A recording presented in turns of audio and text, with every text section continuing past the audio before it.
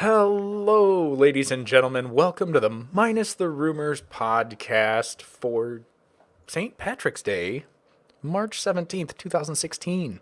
I'm Ed from Zero Plays Games, joined with my co hosts, Crimson Rose, Ziploc Bob, and Angry Hippie Lady. Woo! How's everybody doing tonight? Doing well, doing well. Beautiful. Doing Finest hair great. split three ways. Nice. All right, first off the docket, we have the new Doom teaser did showcase. It showcased 9 multiplayer maps. That is correct. We already know about 9 multiplayer maps that are going to be in the multiplayer version of Doom. So those are Excavation, Infernal, Asm, Disposal, Helix, Prediction, or Perdition, some other things I can't pronounce, Heatwave, and Beneath. So each of these are going to be kind of a post-apocalyptic kind of feel to them. Each one's going to be different. Each one's going to be very beautiful. So it's very exciting that we already get our first glimpses into the first 9 maps of the game. So that's pretty exciting. Also, Doom closed beta accessible to people who pre-order Wolfenstein. Will kick off 10 p.m. Eastern Standard Time on March 1st and will run till April 3rd. The full game will release May 13th. This is a game that I personally am very excited about. So that's that. Yeah, it looks absolutely beautiful. I'm not a huge Doom fan, but just seeing the trailer, I kind of want to play it. I'm scared for the multiplayer in Doom. I see it being another Unreal tournament, which was a huge time suck, but it was a great game. I think the single player in Doom is going to be where it's at, though. Exactly. I enjoyed the Doom series. I mean, since I was way too young to be playing it, and I love where it's going. The only thing I'm worried about is that they've been like slowly cutting down. My worry is that there wasn't enough hell in the last one in Doom 4. You were in and out of hell so quick that you'd finally get there and want to explore, but the game was 90% complete. So, yeah. Other than that, I am very excited for the new Doom game, and hopefully they will. The internet's been very vocal to where hopefully they have learned from that misstep, and the maps themselves look very well, and it looks like they are pulling more from what's uniquely theirs as far as their version of hell and demons and that motif even in their multiplayer maps to where you will be able to explore hell even in multiplayer modes, if that makes sense. Mm. So yeah, I am definitely looking forward to this. And speaking of games, it's my personal belief that it doesn't matter how wonderful software or hardware is, software is what sells systems. It's the games. Much like the reason why I got a PlayStation over Xbox is because PlayStation had certain games that I enjoyed, and I did. And other than Halo, there really wasn't much for me at the time on Xbox, the original Xbox. All right. Oculus Rift has announced its lineup. Originally, the Oculus Rift's creator announced via Twitter that, quote, he had a long day playing games with press. Can't wait to show you everything on Wednesday when the embargo lifts. That was yesterday, and the embargo has dropped. And here are the 30 games. So I'm just going to run through them quickly. Some of these have already been released in um, non Oculus versions, and some of these are uniquely Oculus games, so you can see what you're going to get with that particular VR experience. First, you have Adrift, which is the game that could have been perfect for the Gravity tie-in. Tie-in as where you're in space in a space station that's been decimated, trying to survive. And then you have Adventure Time's Magic Man Head games. Air Mech Command is another one where it's a base buildy game.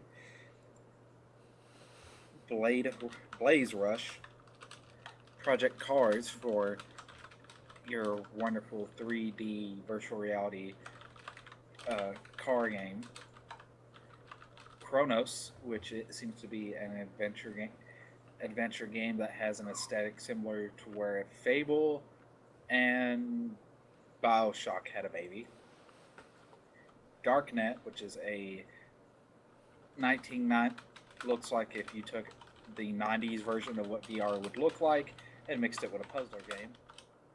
Defense Grid 2, Enhanced VR Edition, which is a great tower defense game, but this will give you a new perspective on it to where you're going to be like eyes on exactly what's happening, where you feel like you're in a helicopter looking at everything. A deluxe edition of Elite Dangerous, Eve Valkyrie, which is a popular franchise as far as the EVE Online, to where this is going to be a tie-in game. Fly to Kuma, which is basically lemmings with pink bears and little business suits, which is probably the most adorable thing on this list. Yes, they're pink little teddy bears. Yes. We have EVE Gunjack, which is another EVE game to where it's a straightforward turret shooter. Hero Bound, which looks like if you took the Gremlins? game Overlord and took the minions from Overlord and made that into made a game based around just them. And the classic Keep Talking and Nobody Explodes. Where Great you game. have one person watching the screen, the other person going through that stuff toward. This would fits very naturally and very well with that, in my opinion. Lucky's Tale, which looks like what Conquer, back when it was going to be a E-rated game, wanted to be, and it looks cutesy wootsy and very, very interesting. And it's a typical platformer. Radial G, another racing game. Vanishing of Ethan Carter, which is a horror game. Vetron's Revenge, which is basically Geometry Wars 2 pacifism mode with head tracking instead of an analog stick. And good luck! VR Tennis Online, which I'm curious if your character can get hit in the face with the ball. Pinball FX2 VR. Smashing the Battle, another arcadey beat-em-up game that made me wish I saw Android. I was playing another game instead, but hey, not all of them can be gems. The Climb, which is parkour rock climbing sort of thing. Dragon Front, which will be coming in spring, which it's interesting. That's one where they haven't released a lot about it, but it looks like one of those games to where it's a PvP based game where you get certain units and stuff, and it's that sort of thing. Eagle Fall, which is basically you fly around as an eagle and do stuff. Edge of Nowhere, Damage Core, and Adreno Lullaby. Adreno Lullaby is a very, very, very disturbing looking horror game. So if you don't like the horror, stay away from the game. If you do, this is going to be definitely your jam. Audio Arena, which is another VR game to where it's a game jam VR game of all things. Game jams being to where they quickly make a game in like 24 hours or some sort of ridiculous time limit. Dead Secret, which is a murder mystery game. Dread Halls. Esper 2, which is a puzzle game. Amiga Agent, which is basically you're in a jetpack looking first person, and basically who doesn't want to have a jetpack? Rooms the Unsolvable Puzzle, which ironically is a puzzle game. And it's been out for about a year on Steam, but now you can get it for Oculus Rift. Shuffle Puck Katana Deluxe VR, which is basically a shuffleboard game. Windland, Windlands is a grappling hook adventure game that is already on Steam, and that's the last of this long, long 30 game list. Any thoughts, guys? Winland looks really good. I've played a couple of them that are on here, just not in Oculus, but it's a very strong lineup. I'm not sure how well the climbers are going to do and things like that, because you're not actually pulling your own body weight, therefore you're not going to feel like you're climbing, in my opinion. But Yeah. who knows? Senses are deceptive, especially when you're, blind and deaf to the real world. So, yeah. Yourself, Hippie? Just thing. I don't know. There's a lot of interesting games definitely coming to Oculus, but none of these really grabbed my eye. I mean, there was one towards the end. I think it was Windfall that looked interesting, but for the most part, I wasn't really too interested in any of these games. Yeah, and the thing Probably is terrible. this gaming list isn't a, hey, I want to, this is to, like, get you to buy the Oculus Rift and blah, blah, blah. No, this is for people that it's like, I want a VR. Should I go PSVR or Oculus? That's the thing. At this point, they're not even trying to get people who don't want or who aren't interested in VR, because at that point, they're just banging their head against a wall. Right. Mm-hmm. Well, in other news, who here knows what RuneScape is or has sunk many an hour into an MMO? Raise your hands. All right, all of us? Good. Yes. Yeah. Especially RuneScape. That was my high school experience. That came All out the right. year before I graduated. All right, so a Chinese company, a mining company of all things, Shandong Honda Mining Company, is looking to buy the developer of RuneScape, Jagex, for $300 million. So basically what's happening is they're offering $300 million, and Jagex, this is the buy Jagex and RuneScape and all that, is basically a go for it. So they're in talks right now. All things are greenlit. All things are a go. They haven't actually done the buying process yet, because it does take quite a long time when you're buying out a company. But as of right now, it's to go. Nothing is in the way. Nothing's going to stop it as of right now. So that's pretty interesting that it's Jagex is going to be bought out, owned by a Chinese company. Probably one of the biggest reasons why this is going to happen is right now China dominates the market with MMOs. It's the biggest place in the world for them, and really all the Asian countries are huge in MMOs. So it makes sense. The only question is why a mining company is buying them. I don't know if they just want to kind of switch gears, but it's a little weird. But yeah, this is something that we thought was interesting, because at some point or another, we've played RuneScape, we know what it is, and a lot of MMOs have taken from RuneScape, as it is one of the earlier, most popular MMOs. So it is kind of the baby of them all. It so is one of the most popular post-MUD MMOs. right. So yeah, that's a thing. It's interesting. That's so random that It is. a mining company would buy an MMO. I don't think it's random at all. I mean, nobody thought twice when Google bought YouTube, or when Amazon bought sense, Twitch. Though, than a mining company buying a game.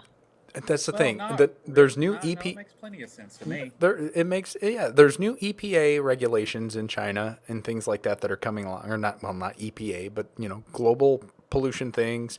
There's a lot of reasons why you would want to get out of mining, and this company that is doing it, I can't remember their name, something hot dog, something or other. What is it? Shandong Honda Mining. Shandong Honda Mining is a ferrous metal mining firm. Means they take steel out of the ground. Mm-hmm. Yeah. Who knows? Maybe China's steel market isn't that strong, and they're just looking to move assets into another area. Maybe they are looking to get out of mining altogether. Lots of companies have smaller holding companies in other areas.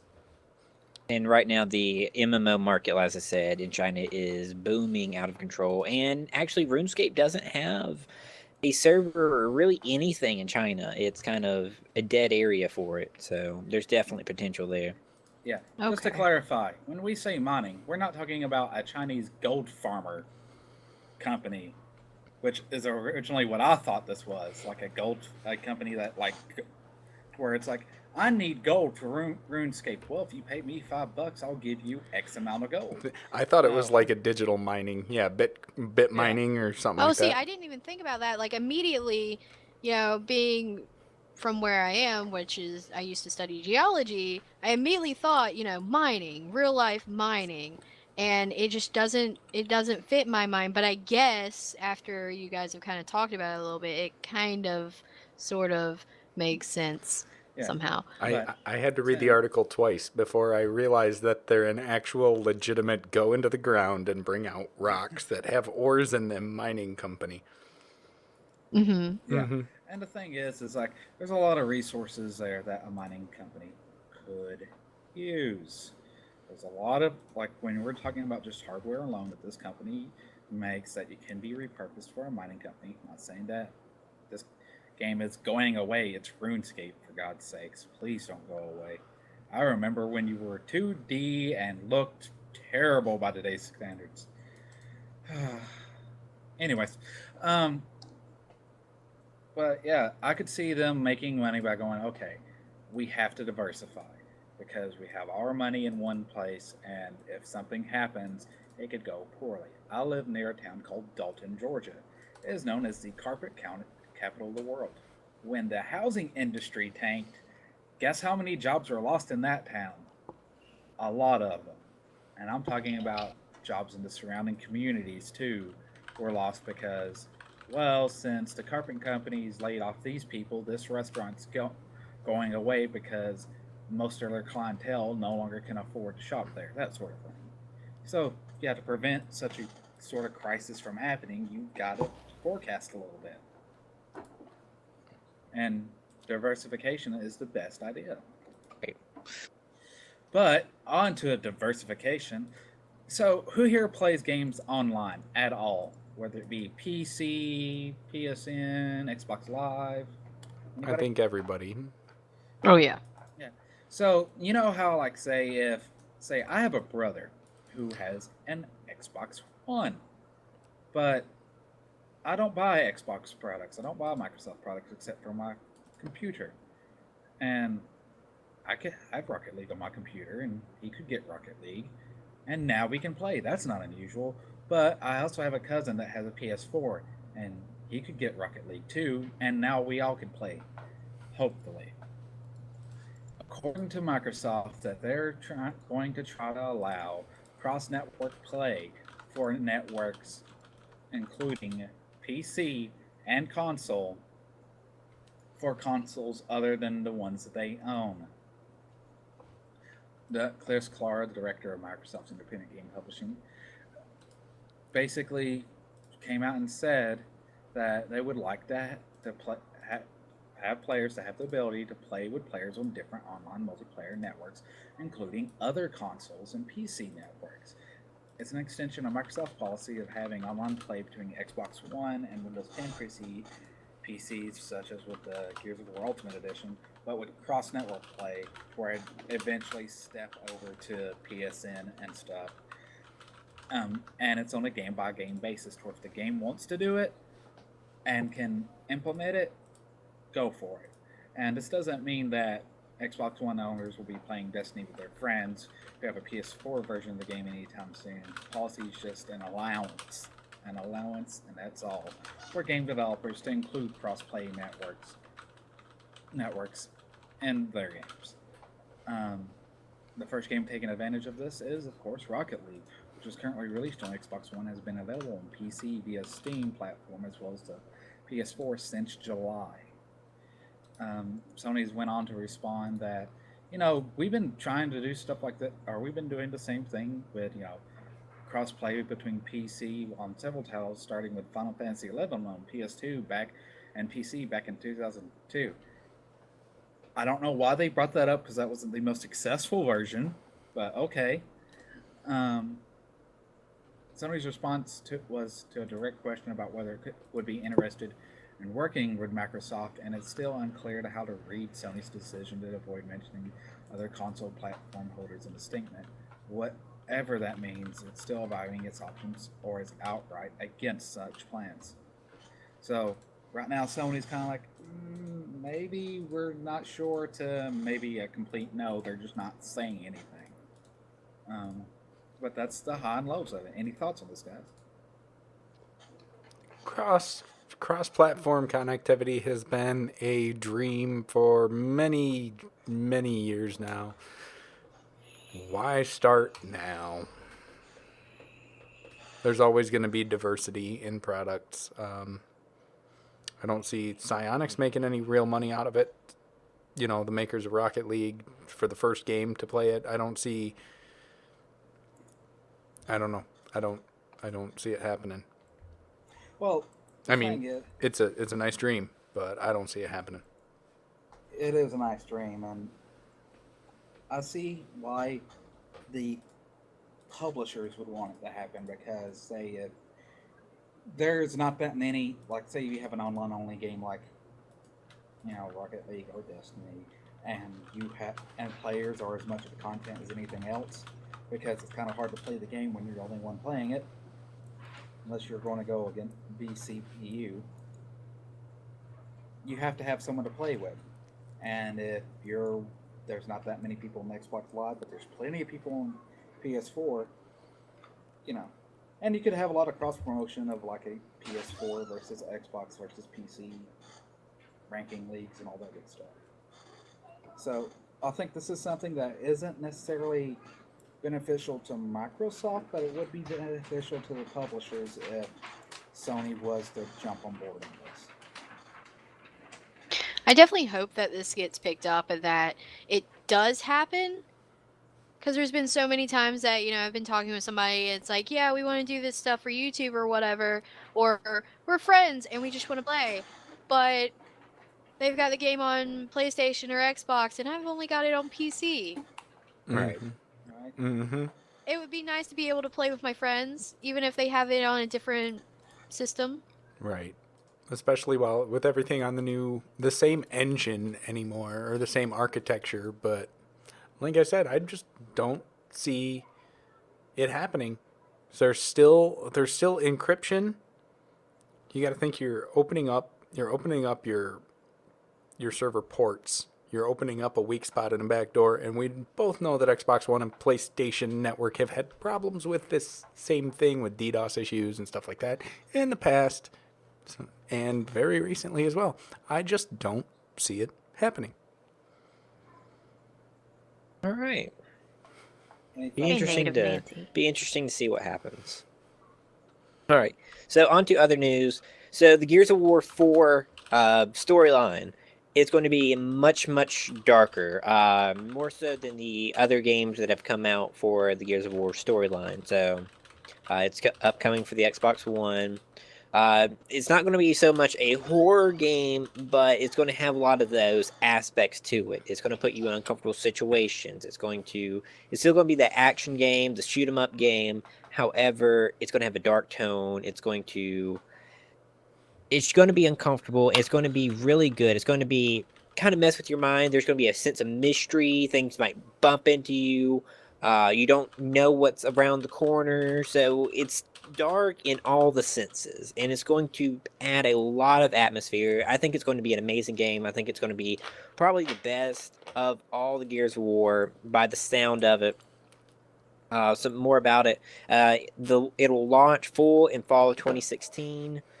The beta will be held in April, and the game will be playable at PAX, which is in a couple days. I don't know.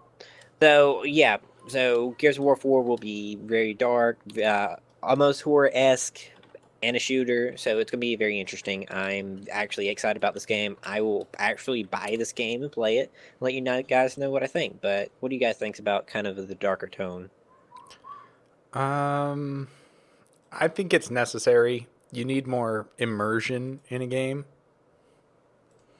And I think this is a good way to get it. You just can't keep sticking to the same old shoot 'em up, shoot 'em up, shoot 'em up, kill, kill, kill theme. You need that emotional attachment. And I think a Right. darker storyline is going to give it that.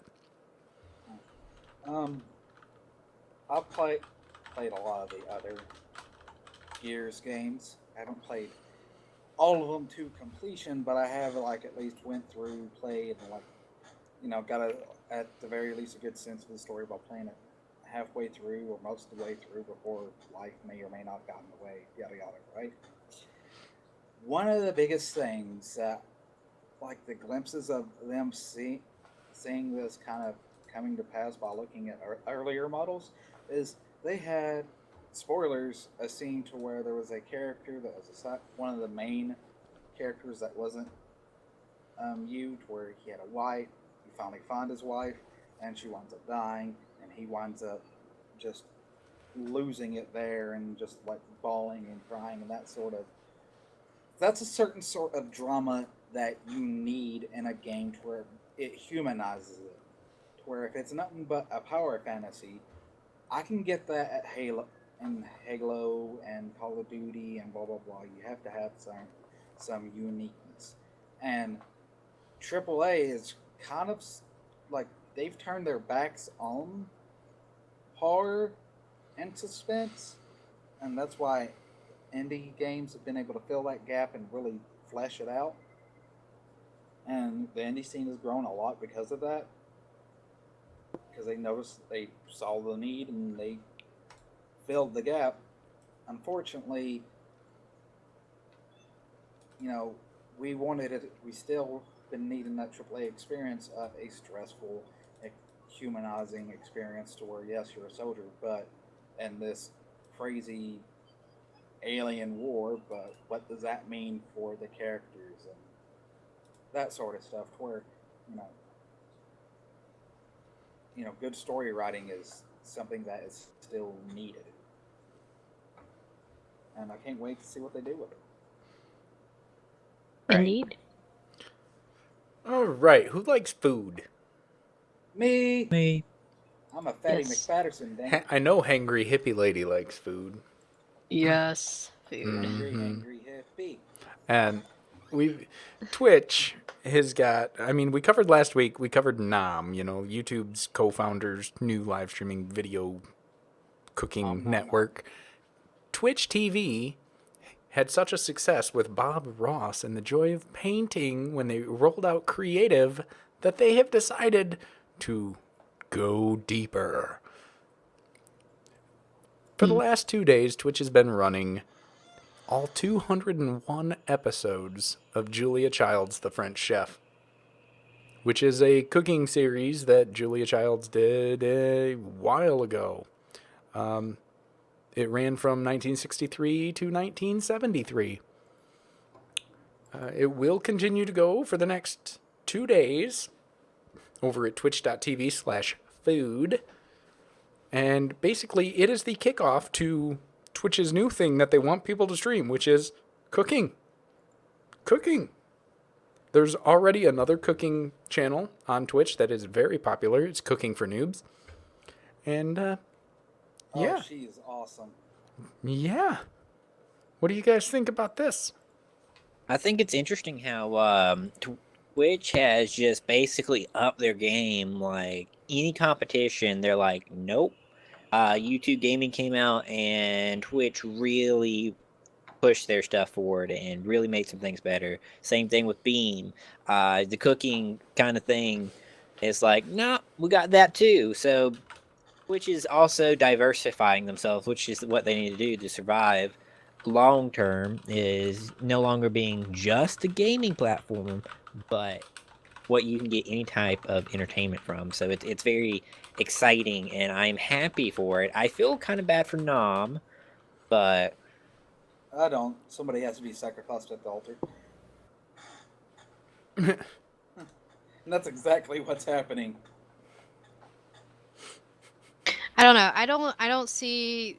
I'm gonna be the negative Nancy here because I'm a huge Bob Ross fan, and every Monday, that's what I want to do instead of doing YouTube stuff. But I just don't see the Julia Child marathon going as great as the Bob Ross thing. I mean, currently I'm looking at it, it's got 4,000 viewers, but does it? I don't think it has the staying power that the Bob Ross stream has. How many subs is it up to? It is up to 21,497 followers. The thing with Julia Child, she was the person to where like, you're like, man, I wish I could cook like my grandma. Here's a TV show that teaches you how to cook like your grandma. You know, the food that will kill you but tastes so good. Yes, Julia Child was. It takes forever to make. She was really big on. She was really big on saying that you need fat in your diet and stuff like that. Some fat, not fatty foods, but some fat, sugars in your diet. Otherwise, you can't process your vitamins.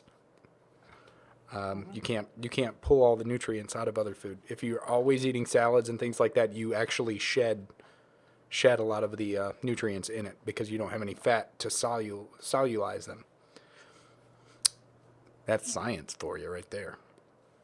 And the thing is like she made food that was good for you but tasted good. Mm-hmm. Where you'd probably wind up eating in unhealthy proportions because it was just that good. Mm-hmm. Yeah, like steamed okra with pepper and butter and sour cream sauce, and like a sour cream type glaze dip for it. Her salmon with garlic, lemon, pepper, and butter was just.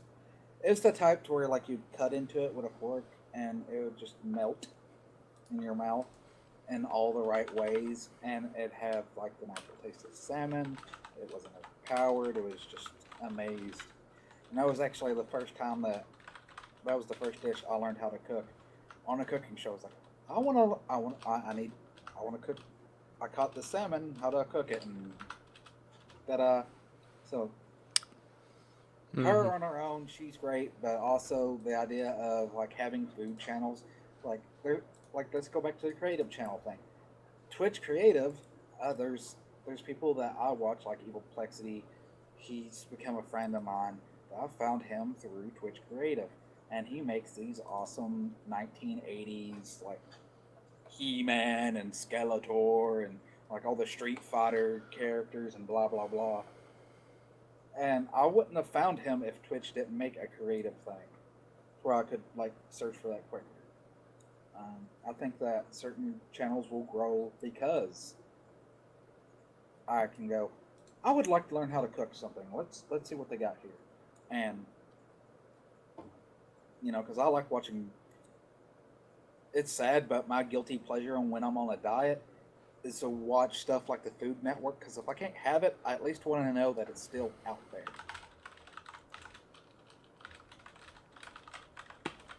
All right. All right.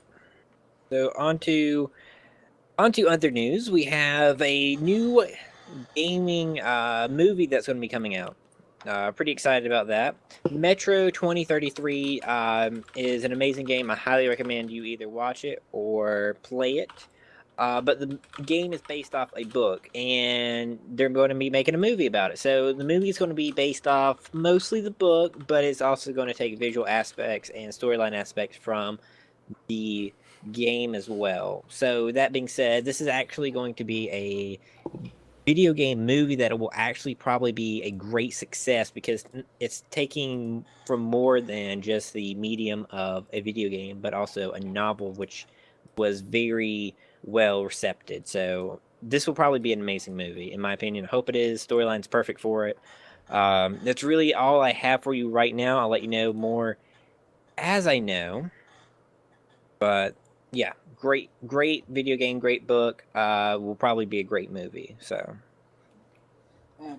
Beautiful. I'm gonna have to check this game out. I don't know anything about it. Otherwise, yeah. Basically, the newest one. It's one of those games to where I'm going to go ahead and ask you a couple of questions, and based upon your yes or your no's, I'll tell you if it's for you or not. Do you like difficult games? Yeah. Do you like first-person shooters? Yeah. Do you like survival games? Yeah. This one's for you. Perfect. I will check it out. Because there's actually this thing called Ranger Mode where it disables the HUD. Ammo's harder to find. It has survival elements. It has first person. It is a first person shooter. And you have to be over 18 to play it because in the most recent game there's plenty of TNA because there is a strip club. Beautiful. So yeah, like it's weird because like the game has a wonderful story and blah blah blah. Then all of a sudden you think the developers just went TNA TNA. Cool. Like the developers just went nuts and just threw some TNA in there to make sales or some corporate mandate or something. But the rest of the game is beautiful. It has a wonderful dystopian story, and it's set in a time to where basically we kind of salted the earth and burned everything to the ground and we have people that are living in a metro as not as in a metropolis but as in like a subway system. Mm-hmm. And they've been So, living there for so long, and it's really interesting and really deep. a little backstory on the game and the novel. So basically, what happens? You're in Russia, and nuclear Armageddon basically happens, and a lot of people get trapped in the subway system of, I think, Moscow. And because it's like New York, there's a very vast metro system.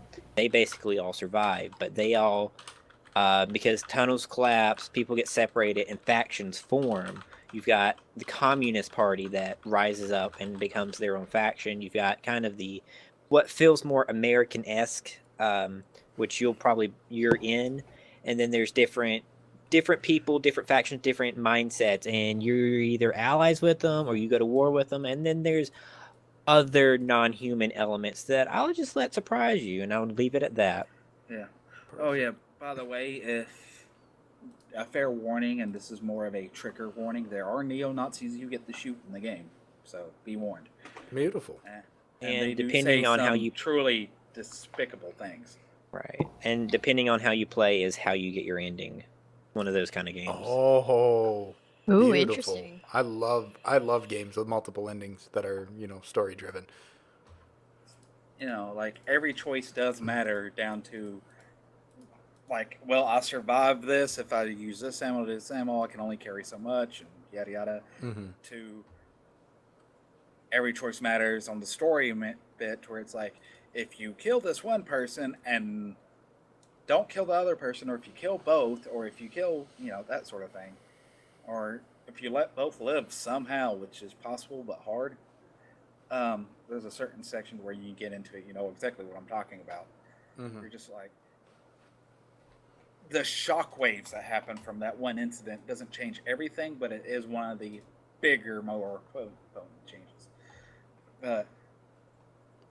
Beautiful. But as far as the book itself, it starts out as a good read. I have read it before, but it is very, very dry because it is an older noir type book. It has that sort of stoutness to it.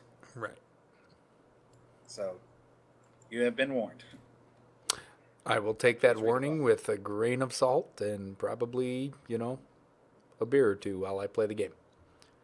Yeah, the game's definitely fun. Or the games, because there are two. Mm. Are good. And honestly, I would say read the book as well because there's a lot of stuff that they don't have in the game that's also in the book, and it's interesting. Perfect.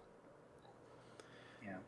For people that are like, I like getting into these, things to where I can read the book when I'm on the bus or play the game when I'm at home or watch the movie when I'm at the theater.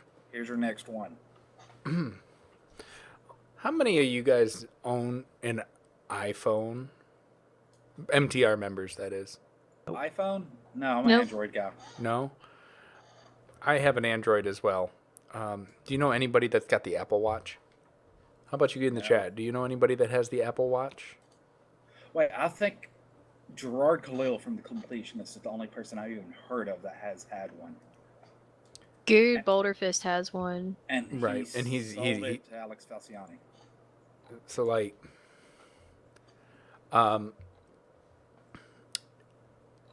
Fossil.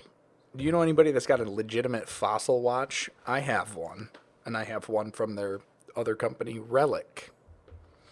I really like my Fossil watch. It's a chronograph piece. It's silver.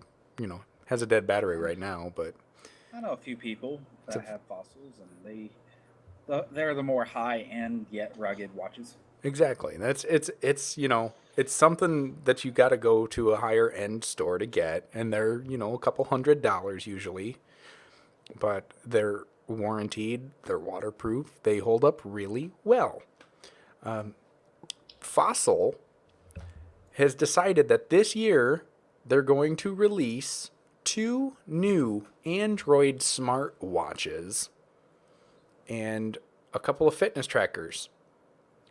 The thing is, these don't really look like smartwatches. The 2 models are the Q Marshall and the Q Wander. They're going to run around $275. They have a touch screen and wireless charging. You will also be able to take calls, reply to text, launch apps, check the weather, do all sorts of craziness without pulling your phone out of your pocket. They've got 2 face sizes. One is 46 millimeters. The other one's a little bit smaller at 44. And they join the other Fossil watch lineup. The other Fossil smartwatch lineup: the Q Founder, the Q54 Pilot, and the Q Grant. They have actual watch bands on them instead of, you know, terrible plastic. And at first sight, you can't even tell that it is a smartwatch. It almost looks like a digital watch or a real watch. I really like the looks of the Q Marshall. It's not a bad looking watch, especially for $275. Fossil also announced the launch of a fitness tracker, you know, a step minder and a calorie burner and a heart rate monitor that costs $95 and also has call notification, texts, haptic feedback. In other words, it'll vibrate when you have, you know, an alert, meet a goal, get a tweet, stuff like that, and has multicolored LED lights. They're going to come out later this year. I don't have pre-order information, but I'm going to assume you can get them from the Fossil website. Fossil did say that they plan to release 100 different devices by the end of 2016 across all of its brands, which do include Armani. I would love to see an Armani smartwatch. Well, hopefully it doesn't look as much like these do, because these harken pretty solidly to the. I don't know if you guys know this model of smartwatch. This is the one that I own. It's a Motorola 360. Mm-hmm. I really like the Moto 360, actually. Yeah. Now, don't get me wrong. The Motorola 360 looks great, but looking at these, it looks like they took the faceplate, like the faceplate and the guts of a Motorola 360, and gave it the better housing that it needed. Mm-hmm. When we first launched MTR, we covered a lot of wearable tech. Yes. And I always stood behind the Moto 360 because it was the only smartwatch out that you could make the display on the front of it look like a regular analog watch. Everything else looked like it was a tiny, square, touchscreen cell phone screen. Mm-hmm. It was the only round watch. It's beautiful. It's the only watch that looks like a watch. Exactly. I think it looks absolutely amazing.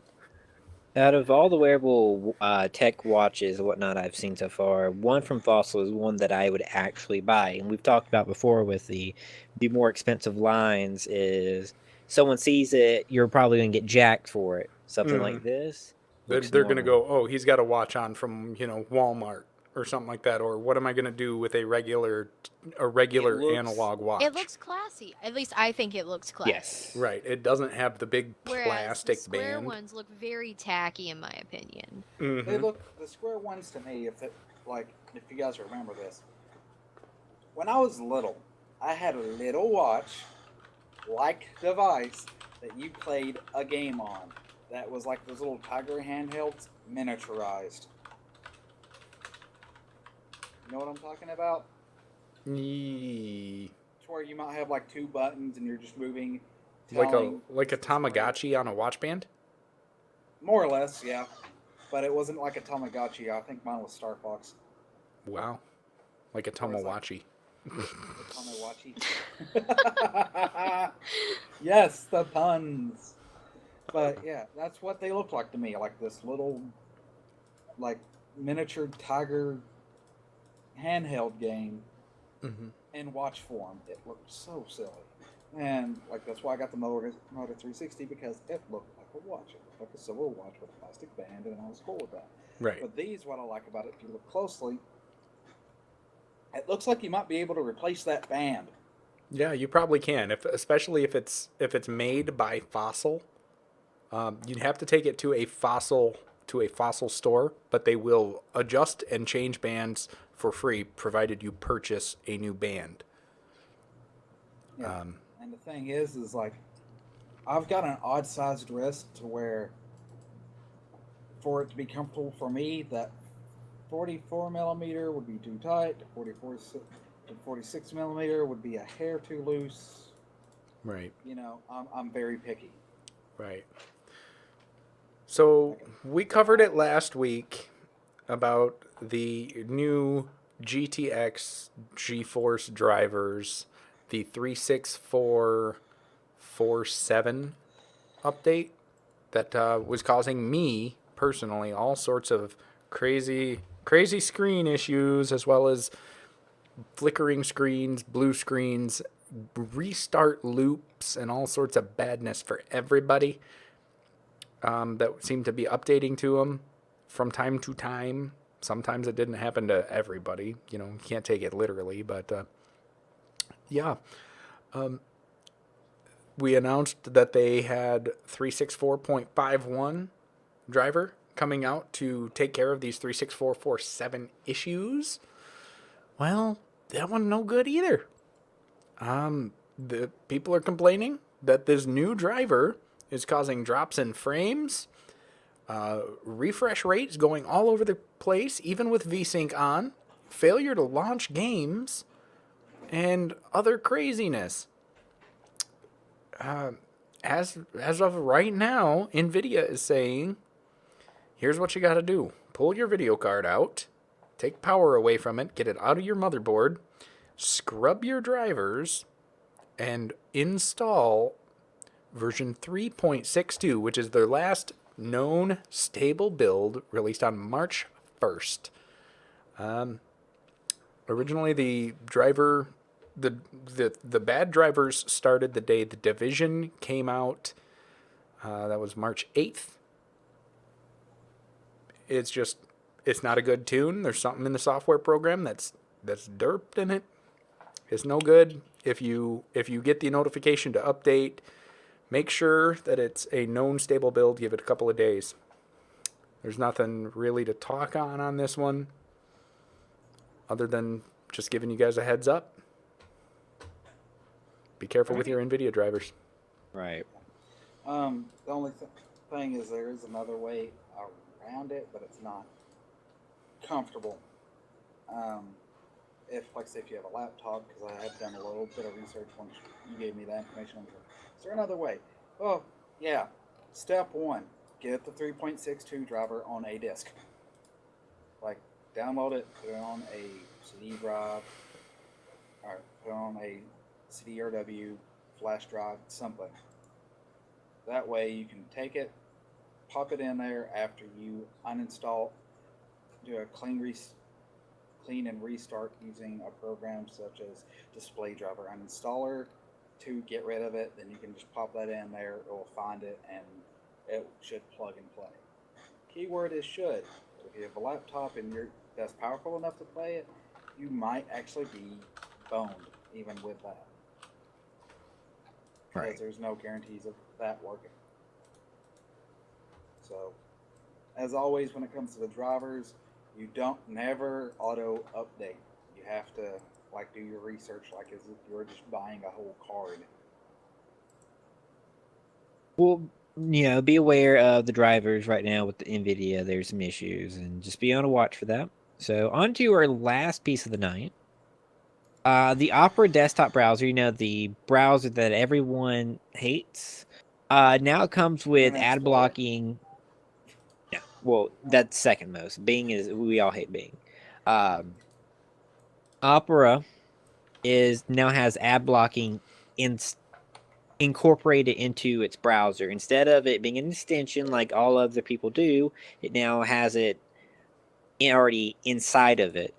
This is to help make everything load faster. It apparently loads 40% faster than, say, if you had ad blocking as an extension.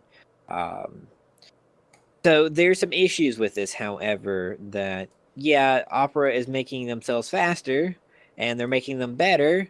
And I mean, they need to do this because Opera has been garbage up to this point compared to, Firefox, Chrome, Edge. Internet Explorer, Edge. However, the problem is it's going to have an impact on, say, YouTube and Twitch, where you've got this economy, this internet economy, where if you watch someone's stuff, they get money because of ads and whatnot. And if ads are blocked, they don't get money. So, yeah, that's how is this going to impact us as content creators on Twitch, on YouTube, and other various different mediums. So Yeah. And the thing is there's a lot of ad blockers out there already. So honestly, one more it's not gonna hurt anything, and it's Opera. It's not Internet Explorer that everybody gets. It's not Google. Um, it's not Google. It's not just one of the big three: Firefox, Google. Yeah, Firefox, Google, or Internet Explorer. But the thing is that it actually goes way further than Twitch or YouTube. Say if you go to Game FAQs, which I sometimes go to when I'm like, hey, how do I get this one certain thing in Hyrule Warriors? Because trying to 100% that game is a nightmare because there's so much stuff. That is a website to where they have ads on the sides to make money to keep the website up. As far as I know, it doesn't charge me a thing for using it. That's how it makes its money through ads. That's how these websites stay up. Websites can disappear if everybody starts using ad blockers, and ultimately, it's not a good thing.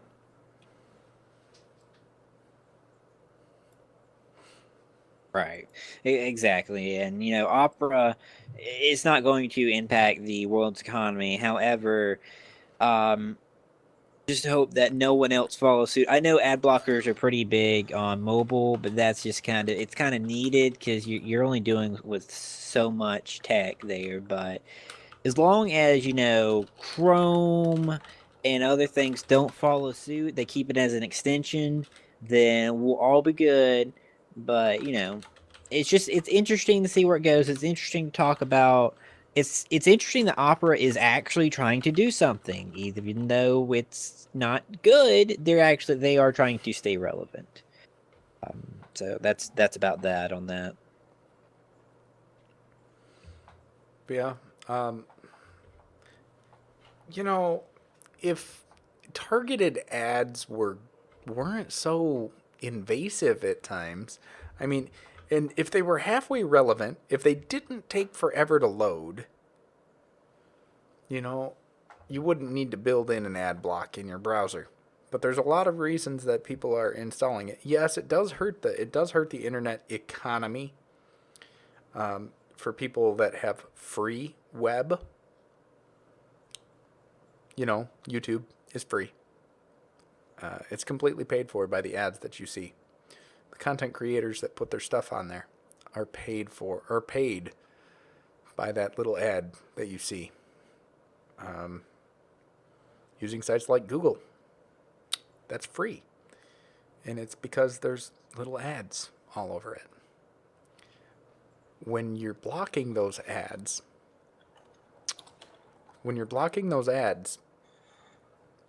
nobody gets paid. You don't have to click the ad for it to pay out. It's got to be seen. That's what the advertisers are paying for. That's what the advertisers get charged for.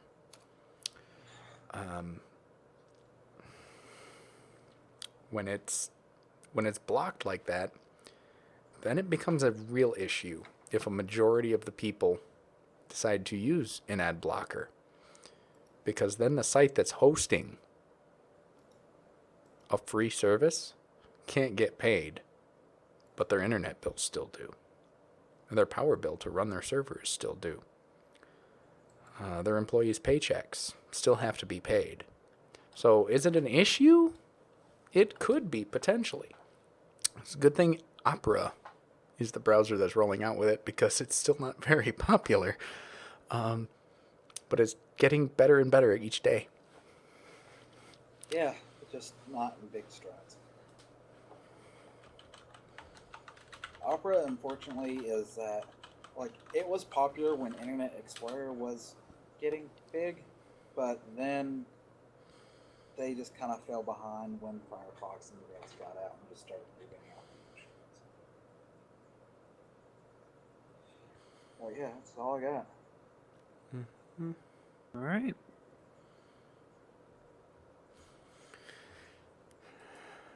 Well, Bob, if you would like to sign us out. Thank you, everybody. This is Ziploc Bob here with Ed from Zero Plays Games, Crimson from Crimson River Gaming, Angry Hippie Lady from Half-Hearted Gaming, all wishing you a fond farewell, and see you next time here on Minus the Rumors. Bye, guys. Bye. Bye.